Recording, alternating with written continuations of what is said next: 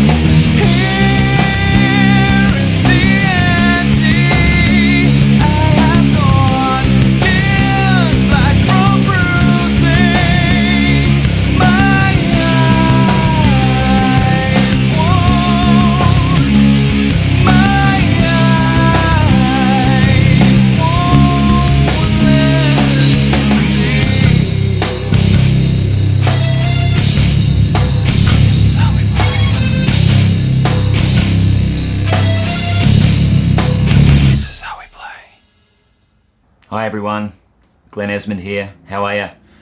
Alright, today is number 5 in the series of playthroughs of the Butterfly Effect material. Today, track 5 off the self-titled EP called Perfection. We never really played it that much. I think in the early days when I first joined, the only songs we really had to choose from were the 6 EP tracks, plus a demo version of Crave, a demo version of 1 Second that we had, and maybe Saved, which was the B-side to Crave, and Circus maybe, if I remember correctly. When we do 45-minute headline sets, we pretty much had to use every song that we had to kind of pad out the time. So we played Perfection a little bit in the start, but not so much in later days. I can't recall playing it any time more recently than even 2003 or 4. A song like this presents a few interesting challenges.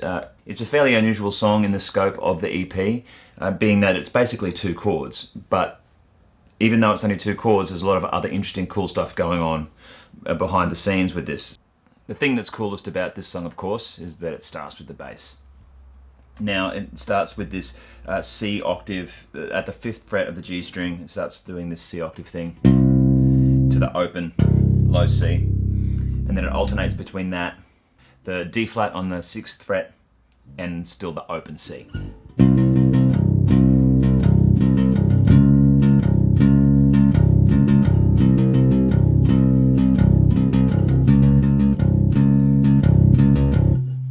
Essentially. So that figure plays pretty much through the whole song. But from a compositional point of view, I think you can get away with having a simple idea like this as long as you keep it evolving across the course of the song. What this song does is three things I can put it down to that help keep it interesting. Accents, dynamics, and changing octaves. What do I mean by accents? Well, those stops in the chorus, for example, those 16th note chugs, they don't need to be in there per se. I mean, they're not in the last chorus and it doesn't really suffer because of it. But if you were to play that chorus the same way every time, by the time it got to the last chorus, you'd be pretty sick of it. Number two is dynamics. When I think about dynamics, that's really just how loud or soft a part is, like the intensity. The typical format was always in grunge music, soft verses and loud choruses, Teen Spirit being the example of that. I like to consider, when I'm thinking about the bass lines, think about dynamics from section to section, but then also think about the intensity of the dynamic across the whole song. So the great thing about this song, it starts with that quiet bass line, and then by the time we've sort of gotten to this last chorus, the guitar is really strumming hard and the bass is really playing hard. The third thing is changing octaves. Now, when it's only two notes on a bass, you can play that.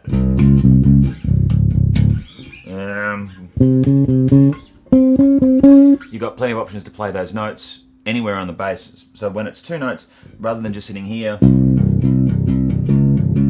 the octave, maybe you're going to play, and you're going to play. And the guitar does the same thing. When we're doing chunky things together down the bottom, guitar's doing that, but then also for that last chorus, the guitar changes the octave and moves it all the way up to this higher octave, and that gives it kind of that sense of progression. It's going somewhere, it's getting higher, it's getting super exciting. So there are three things that you can do from your own point of view if you're working with a song that kind of only has one basic chord progression and you want to jazz it up a bit. There's some tips for you. The harmonic structure of the song is a bit interesting because you've got essentially this flat two, so C to D flat to C throughout the whole song. The only modes that have a flattened second degree are the Phrygian mode, which is the third mode of the major scale, and that's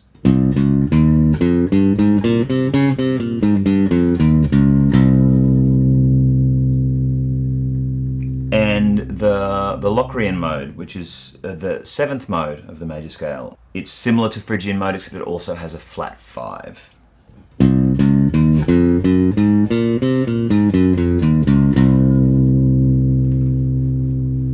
It's a bit hard to tell from just the guitar part whether it's in Locrian or Phrygian, but the vocal melodies, Clint's singing this G and this F, so that kind of gives it away as being in C Phrygian. But then he goes and does something really cool. In the middle section, he starts singing this major third, this E.